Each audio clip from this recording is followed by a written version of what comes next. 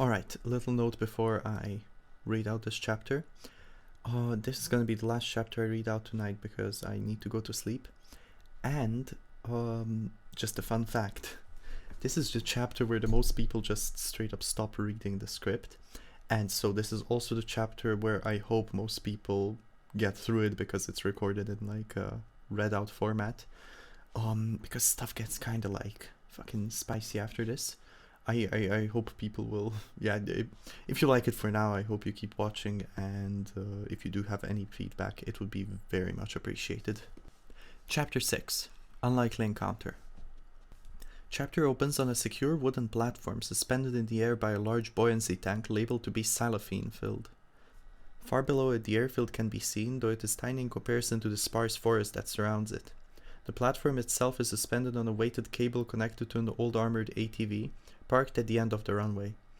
On the platform itself, Arid, Max, Hill, Meinl and Flank are standing, holding onto the railing on the side. All of them besides Flank are dressed in faded brown leather flight jackets, pilot caps and goggles, all of which are the standard for Arsenal pilots. Unlike the others, Flank is wearing a warm puffer jacket and a fuzzy woolen winter cap.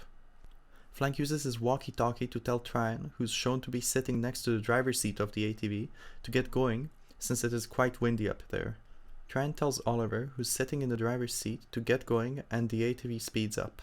The group on the platform soon feels the pull of the cable as the platform tilts and Flank tells everyone to get ready. Hill can be seen climbing into the back part of the platform, with an extension shaped to be similar to an aircraft cockpit.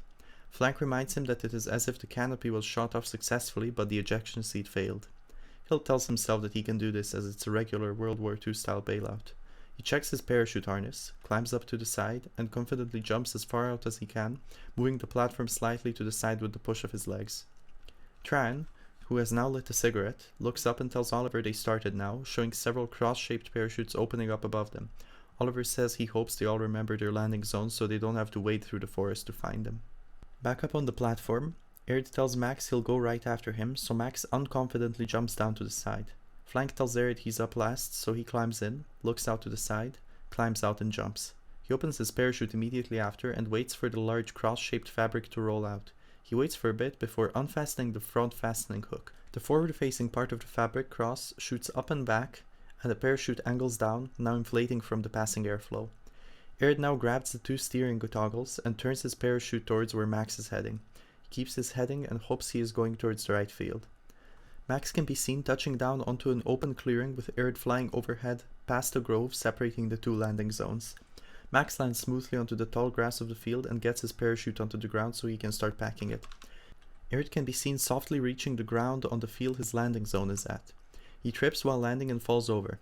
After untangling himself from the parachute cables, he immediately begins repacking the chute by hand. He moves his flight goggles down and starts stuffing the strings of his parachute into the pack, and he remembers to fire a signal flare and shoots an orange cartridge straight into the bright sky using his squad-issued 3-barrel flare gun.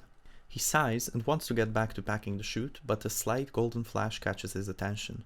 Through the grass on his left, running straight from the grove, Arid spots a somewhat familiar person in strange tattered clothes running towards him.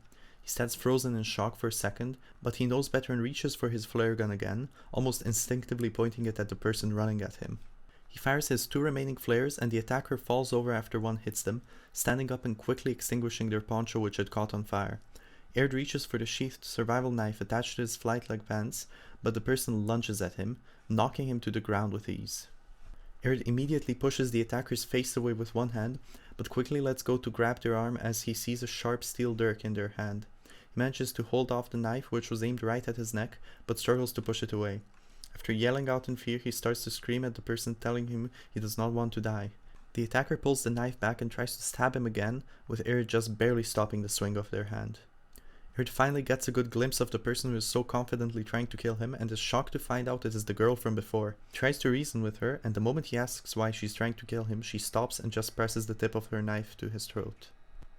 She waits a bit before telling him, in that same Scottish accent, that she does not need to kill him but instead needs the uniform he's wearing.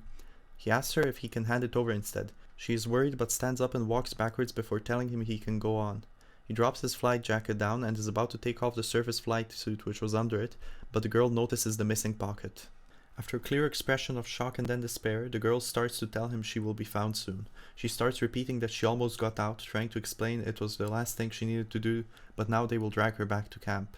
Aerith is still really scared but tries to ask who she's talking about. The girl says that finding an undamaged uniform like this one was the last thing she needed to do before she could resign from the company. Aerith asks her which company and she says she meant the cartoon company. Aerith thinks fast as he notices the girl looking at the knife in her hand with the expression of someone who is about to cry. Fearing for his life, he tries to reason with her. He lies and tells her he can help her get out of the company. She looks at him, clearly very distressed, and nods to the side, telling him that if he does, a catcher will find her and take her. Aerith asks who that is, and she says they will send him out when people leave the company before they're done with what they need to do. Aerith guesses that he is some sort of a non-existent bogeyman, so he tells her he can easily make sure that the catcher never reaches her. She clearly notices how Aerith seems to be stalling for time, but still, with a glint of hope in her voice, she asks how he will do that. Aerith says that after their training is done, the Foghound Squadron will start traveling away from the airfield for contracts. He tells her that if she is recruited into the squad quickly, this catcher guy would have to travel across the downfall to get to her while she is sitting behind the wired fences of well-guarded airfields. The girl now appears to have calmed down quite a bit, so she looks at Aerith, ready to ask one last question. She asks him if he'd really do all of this for her. Aerith wonders if she would really fall for his promise, but seeing that he's led this lie on so far, he tells her helping her is an easy feat if it earns him his life. The girl nods and walks closer to him, pushing him to the side to look at his jacket, which is laying on the grass. She sees one of the closable pockets has a cylinder inside, and she reaches in to find Aerith's medicine. She asks what it is, and Aerith says it's prescribed. She asks what it does, and he says it keeps him thinking about what he should be thinking about. She takes the bottle and calls it insurance before stuffing it in her pouch. Aerith's heart sinks, and 3 asks him if he was being sincere earlier. He doesn't reply. She tells him it changes nothing and he'll just have to get her into the squadron. Aerith asks if he can at least take one before leaving, but she tells him, almost as if it brings her sadness to take his medicine away, that he'll have to get it back when he's done getting her into the squadron. Since the ATV that is to pick Aerith up has now loudly sped towards the clearing, the girl gets ready to flee. Before she runs off, she tells Aerith that her name is Carthree, and that he should remember it cause he'll see her soon. Aerith quickly puts his jacket on and continues packing his parachute as if nothing had happened, just as Tryon and Oliver, along with everyone else who was picked up, pull over next to him. Post-chapter.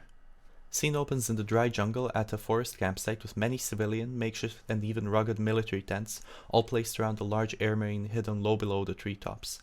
Carthree sits down onto a pile of dusty rags next to a black-haired girl in her early 20s. She greets her quietly, saying she didn't think she'd actually go back to camp. The other person appears to be ignoring her. 3 asks the other girl if she had managed to secure her position in the defense squad. The other girl is about to say something as if she wants to share some good news but decides to stay silent. Carthree asks her if she'll be flying those Farlanders she spoke of or not, but once again gets no reply. Carthree then looks at her and says there is something very important, but she doesn't say that with a confident, yet more so a concerned look on her face. 3 then takes off her wind goggles and hands them over. The black-haired girl lets Carthree put the goggles in her hands as she looks back in worry. Carthree says that in case something happens to her, she wants her to at least have her goggles. She notes that they are not aviator gear, but that they are still good for swimming in windy places. Girl puts the goggles in her pocket and asks her what she's thinking of doing. 3 admits that she got a chance to run 2 days ago and that she'll use it. The girl reminds Carthree of how she'll be found by the catcher.